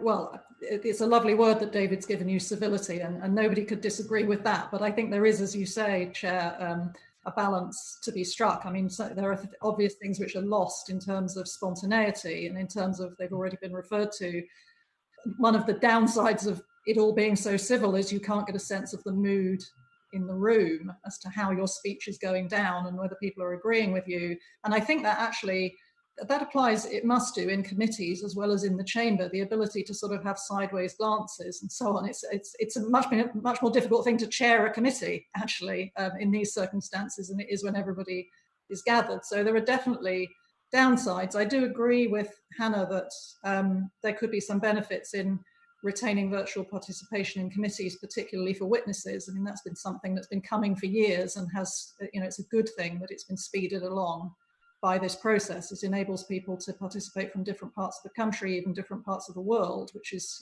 that's a definite bonus. I'm more concerned about continued virtual participation by members in both chambers. I mean, the virtual participation at the start of this crisis was introduced essentially to uphold what is one of the most fundamental principles of parliaments, which is equality of rights and participation. You know, that is a fundamental democratic principle. Some people were going to be locked out if they couldn't participate remotely. And that was a good thing. And that's part of the problem of the ending of the hybrid system in the Commons, the way that it was done. But in the future, I think there is a danger that if we look to permanent patterns of virtual participation, that's actually in breach of that principle of equality. And you could end up with a sort of two-tier system where there are some members who are present and some members who are never present. And another of the things which has been lost in this process is the ability to have all those kind of really essential informal conversations that happen around the edges of parliamentary proceedings all of the time. And if those who are absent are not party to those informal conversations, and they're not actually sort of getting socialized with members of their groups and also members of other groups, I think an awful lot would be lost. And I think in the Commons, there is a danger that some members would feel tempted to spend all or most of their time in their constituencies. And I think this is a real debate that we're going to have after the crisis is over as to the pros and cons of continuing virtual participation. Thank you. Dr. White, did you want to come back in? Could I just come back in on that point? Because I think it's a really interesting one. And I think looking to sort of the medium and long term, it's actually really important that your lordships and the House of Commons think about having this debate about the merits of meeting in person and meeting online, because actually it isn't just a question for you. I think by definition, you are, the vast majority of you are people who have chosen to participate in politics as it is currently configured and are able to participate in politics as it is currently configured. And actually, there are a whole lot of people in the country who might wish to participate in politics but can't because it requires you to come to Westminster. And I absolutely don't agree with what I don't disagree with what my colleagues have said about the importance of meeting in person. But many parliaments do meet less frequently. Most parliaments meet less frequently than the Westminster Parliament, and there's I think a real question about whether it is necessary for every member of Parliament to be present all the time, and whether actually the diversity of views in Parliament might increase if it was possible for people not to have to travel to Westminster as frequently. And whether there could be a wider conversation between you and the public about what they want their parliament to look like, and in terms of these sorts of how you can participate in Parliament. I think that's a really important thing for you all to think about. A big question.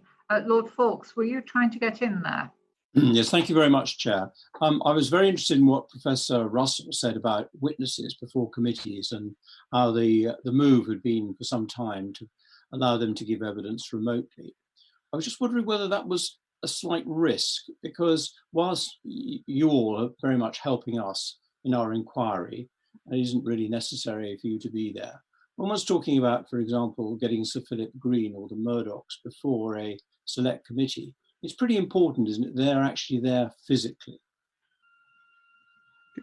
Can I come back on that? Only about the Commons. The ability of witnesses to give remote evidence is not new, as Meg said. It's been going on a long time. The preference is to see the witness actually there, because you as the screen is full of QCs. As you will know, you want to see the behaviour of the witness and to get a feel of them a bit as well, and as to what they're like. And so does a select committee. It feels better that way than just a talking head. But it's always been possible, so I don't think there's any suggestion that witnesses would not from now on be able to give evidence remotely.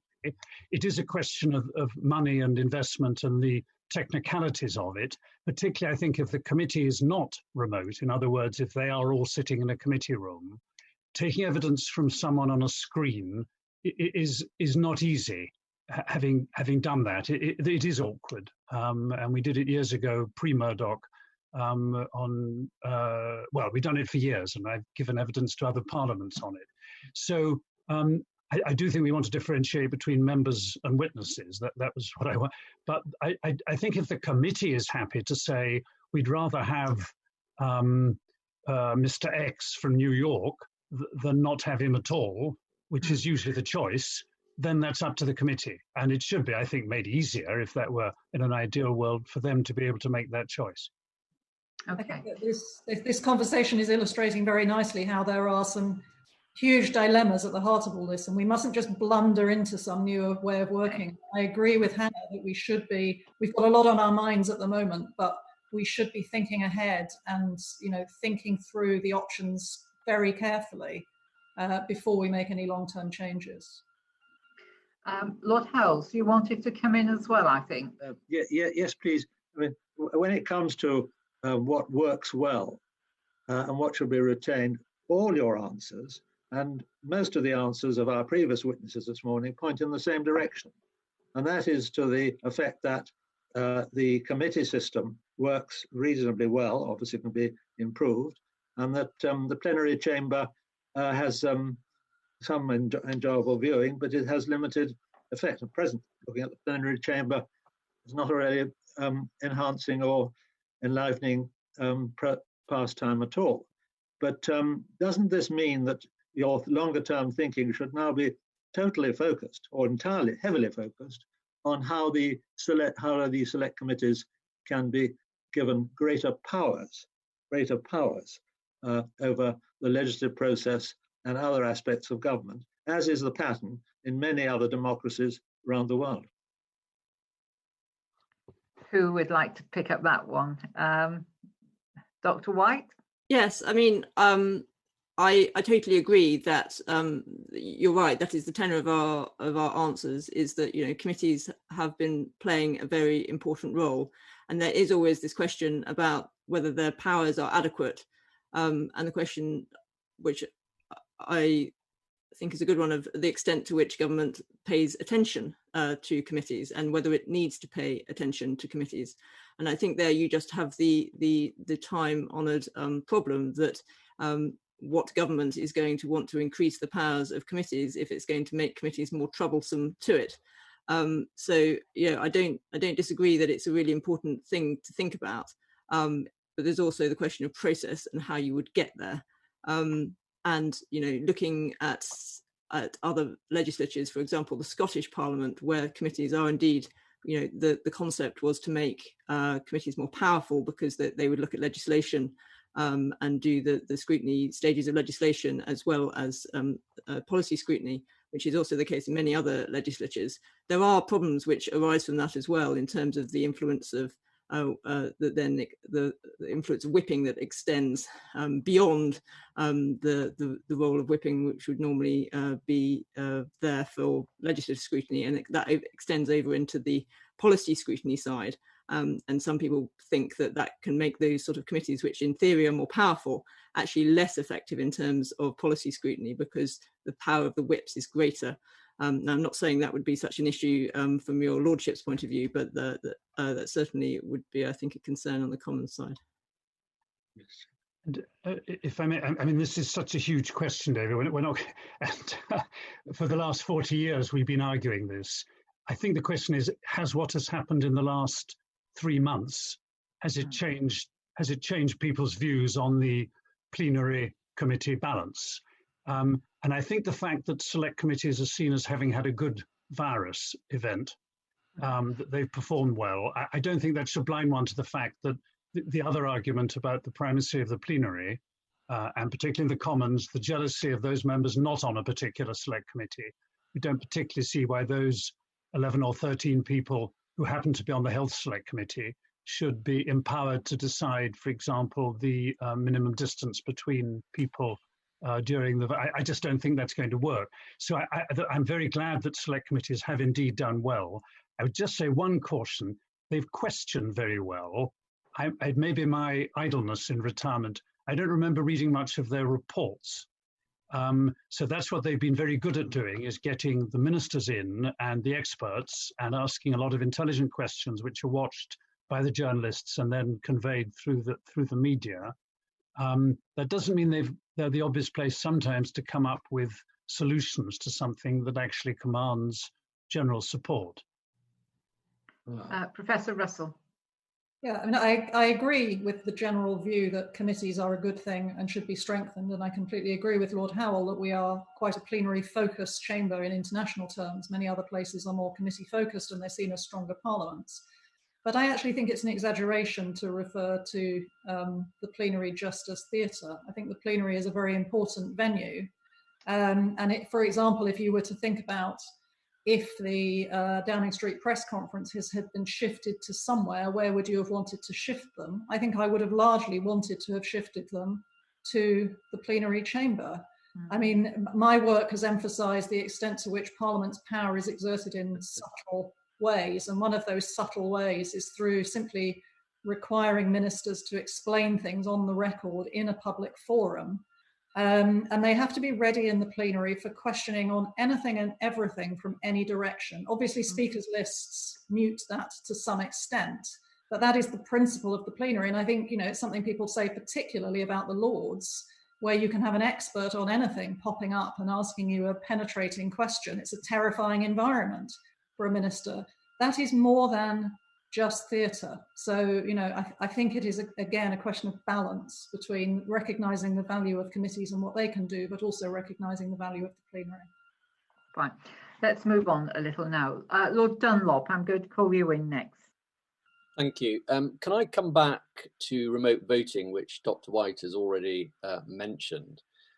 Our colleague and former distinguished member of this committee, Lord Norton, posed a question in a recent blog. Voting electronically is easy, but should it be? And I think the thrust of his argument being that members can potentially vote and thus affect legislation with a lower level of engagement than if the House was meeting normally and physically. So could I ask each of you for your views of what are the benefits and risks as you see them of remote voting? And do you think the Lords should retain remote voting at the end of the pandemic and social distancing? Shall I come in on that? Yes, please. I mentioned this already. So I think it is, we're probably fooling ourselves if we think that when members vote in person, they're all entirely engaged in whatever has gone on in the chamber. And certainly in the Commons, you know, one of the issues I think with the that the usual channels had with the idea of having a remote voting system was how they would be able to convey to their members which way they were supposed to vote if you know, something had changed in the course of debate, and you know that really wasn't the members themselves making that decision. So yeah, I think that this is possibly at risk of slightly being overdone. You know, equally, I know that, you know, the leader of the House in the Commons said, you know, that he fundamentally objected to people sort of voting while they were taking a walk in the sun.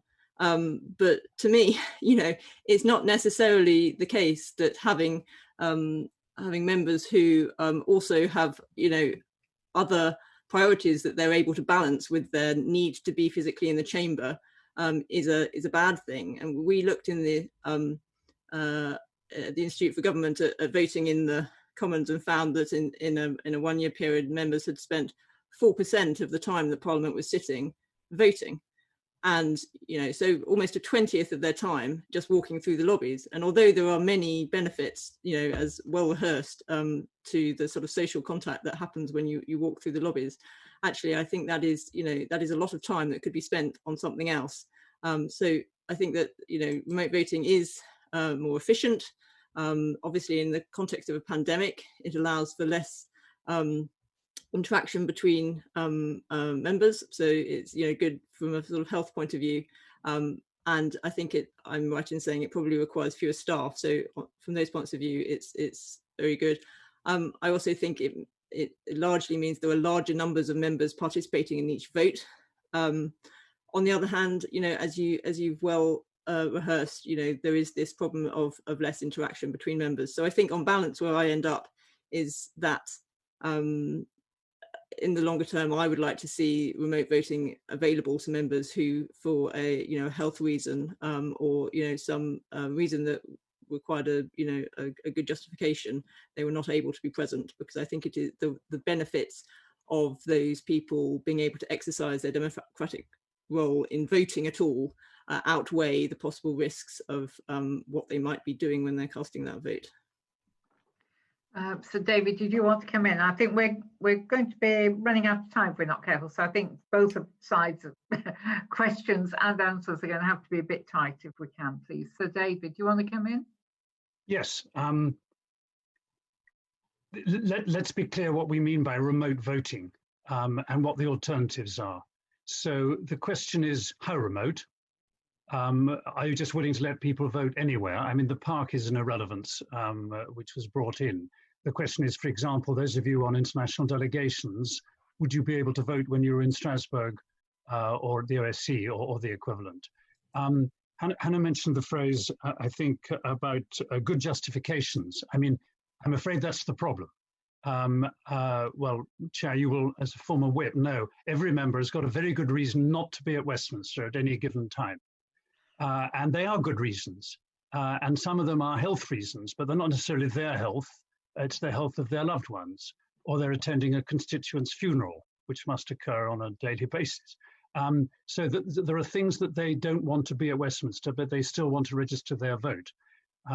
Now, I don't know how you square this circle, but you have to be realistic as to the categories of people who, as you work down from the extremely ill to the merely rather idle, at what point you draw the line, and more importantly, who draws the line and who says they're to get a remote vote or not, which is the same issue that's confronting the Commons, I think rather privately, with proxies. Because as you know, that's the solution that the Commons have gone down, is to have proxies on an industrial scale.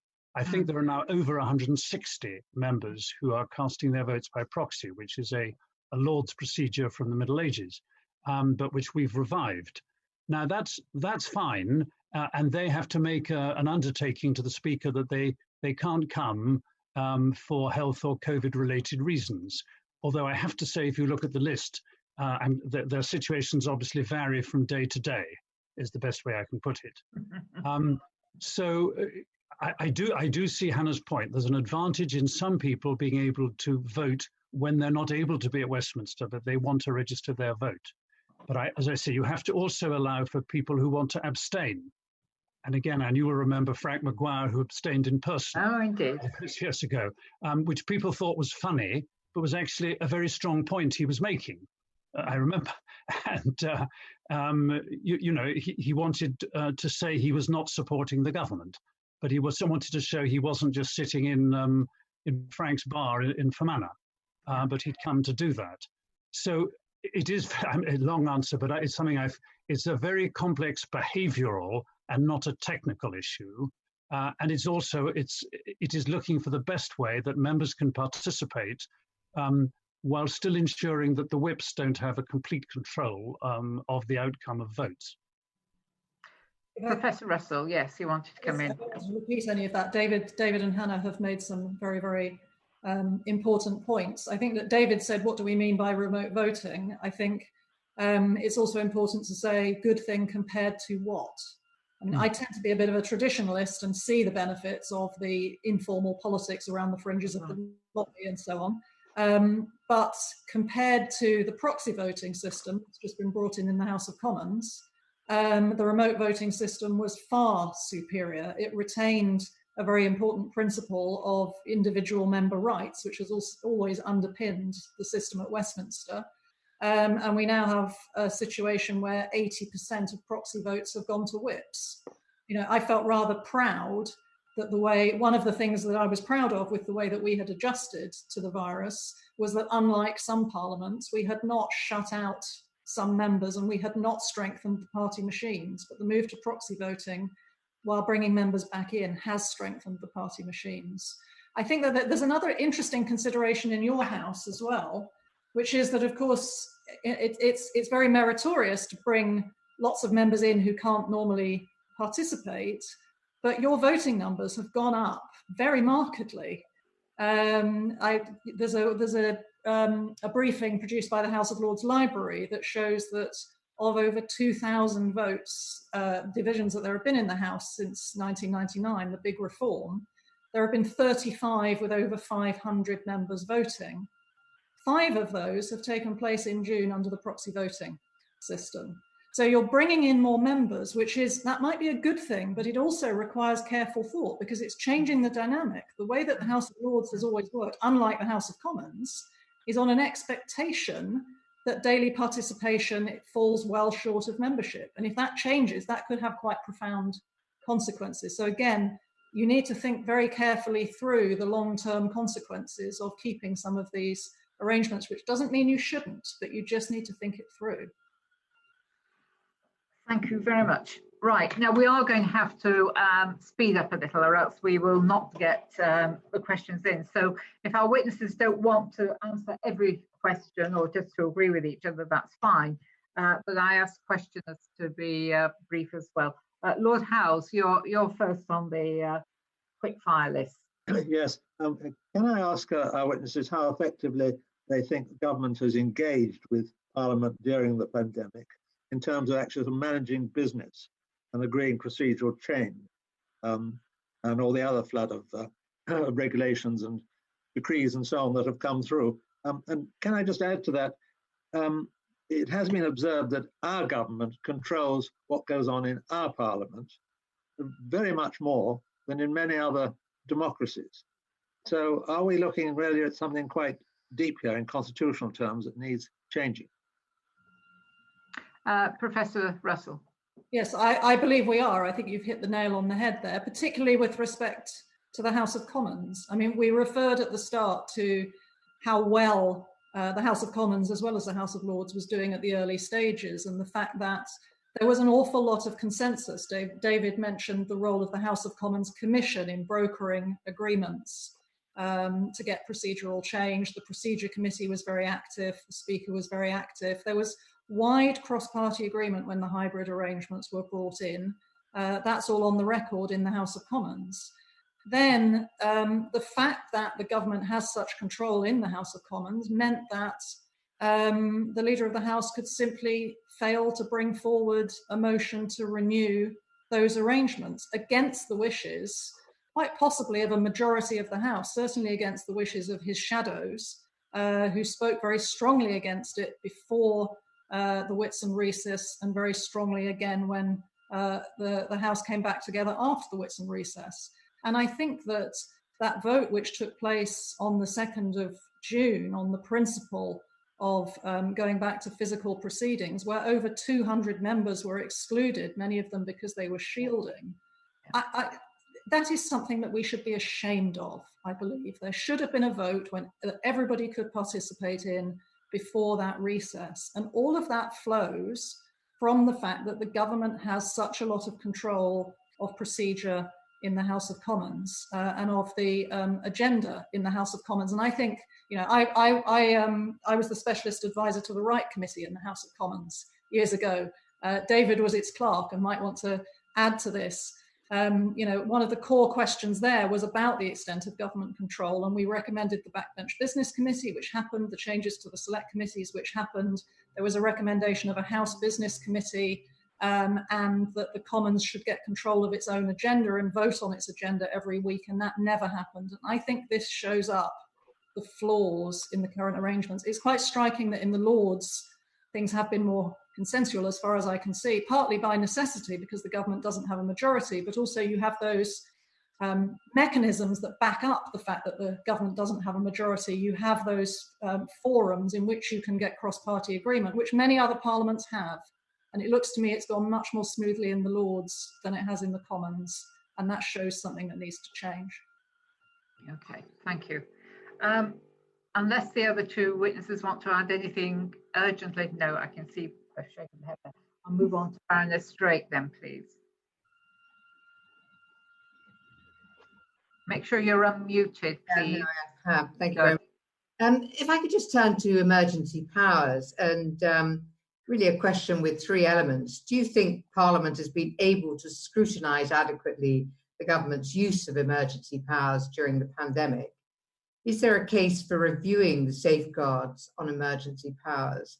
And do these laws or the parliamentary procedures to scrutinise the use of emergency powers and hold the government to account need to change? Who would like to answer this one? Well, So David?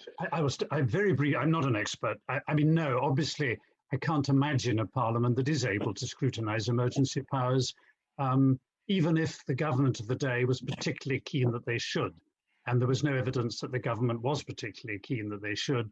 And the way the Coronavirus Act set up its regime of statutory instruments, particularly the made negatives, but fairly, they wanted to be able to put out the regulations, them come into force immediately, and then to require either no parliamentary assent or to be subject eventually, much later, to a prayer. I don't think that's surprising. I mean, the same thing, I guess, happened in 1939 and 1914. So the government doesn't want Parliament to be constantly scrutinising it. I did mention the Secondary Legislation Scrutiny Committee, but I do think if the government says we're bringing in this act urgently, we're going to have to bring in masses of regulations, I'm not sure that there was time for either house to set up any new mechanism which could have dealt with it. But the existing mechanisms, I think, did their best. I can't see how they could have done much better in the circumstances, especially as the House immediately adjourned on the 25th of March and didn't come back until the middle of April. Dr. White, you're indicating. Just to say, I agree with that, but I think that there's a time factor here. So a lot of the speed with which government brought in emergency legislation to begin with was undoubtedly necessary, and there was a high degree of consensus over it. But I think as time goes on with a crisis like this and in other possible crises, that justification becomes less. And I think it's, that we've seen examples more recently of regulations, secondary legislation made which perhaps need not have been made without Parliament having the opportunity to look at it in draft. And I think if you think about the particular circumstances of this crisis, in some ways, I mean, obviously the Coronavirus Act was long and complicated, but in some ways, some of the things that were done in the Coronavirus Act were relatively more simple. And as we move to stages now where we are going to be over a process of time lifting the lockdown in different sectors at different times with different implications and different possible complexities, I think it becomes more and more important that Parliament is able to play its role in, identifying unforeseen circumstances, possible errors, and so on. That becomes less. So the wish of government to do things quickly becomes less justifiable, and the need for Parliament to be involved becomes more and more important. And I just to sum up in a few words, the old adage, which was a favourite of Robin Cook: "Good scrutiny makes for good government." Yeah. Government and Parliament are not enemies. Parliament should be government's friend in ensuring that policy is carefully thought through. One of the points that's been made in debate by former Conservative Chief Whip Mark Harper is that actually if some of these issues had been debated in the Commons, it would actually have helped communication. It would help it would have helped the public, not only help policy to perhaps be better, take some of the rough edges off, avoid mistakes, but help the public to understand what the rules were. Because all of this stuff is getting rushed through so quickly. And we know that the government is introducing things like the quarantine, for example, which Conservative backbenchers are very unhappy about, and they're not getting an opportunity to debate those things. And I think that that's a mistake. Lord Howarth. Where the coronavirus bill was concerned, Parliament took the government on trust, and it's very hard to see, as David has said, how it could have been otherwise. But is it not a different case with the Corporate Insolvency and Governance Bill, which the government justified bringing in on a fast track on the basis that emergency measures were needed to protect businesses? But in a nifty bit of constitutional opportunism, as I see it, they also brought in permanent powers. This is a vast, complex, technical, contentious, and very important bill, which went through all its stages in the House of Commons in one day, indeed remaining stages after second reading in half an hour. So there was no scrutiny in the House of Commons, but it's been proved extremely difficult to provide adequate scrutiny for it in the House of Lords. We had vast groupings, we had difficulties in tabling amendments because they had to be put down so early. I wonder what our witnesses think about the performance of both the government and Parliament in regard to both these bills, but particularly the corporate insolvency bill. Who would like to answer that one then? No takers at the moment. Look, you obviously, and I know this is controversial within the Lords, and so to be honest, I'm going to be careful. It is obviously wrong if the government have used emergency procedures wrongly or dishonestly. It was indeed, I noticed, raced through the Commons, as is not unusual. But I have to agree that the difference between things that are temporary changes and permanent changes would seem to be quite a significant one. But otherwise, I know very little about the details of the bill. Okay. Lord Panic, you wanted to follow up on this, I think. No, my question has already been answered. Thank you very much, Chairman. Okay, thank you. Good. In that case, we'll move on. Baroness Corston, I'm going to call you in next. If you can unmute, please. Sorry, we still got you muted on screen.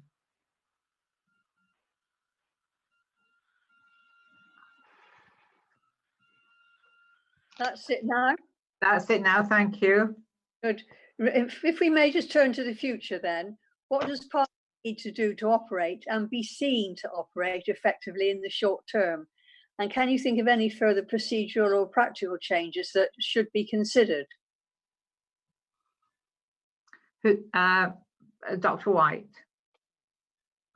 So I think that the second sort of part of your question is really key here, to think about, Parliament being seen to operate as well as what Parliament itself knows that it is doing.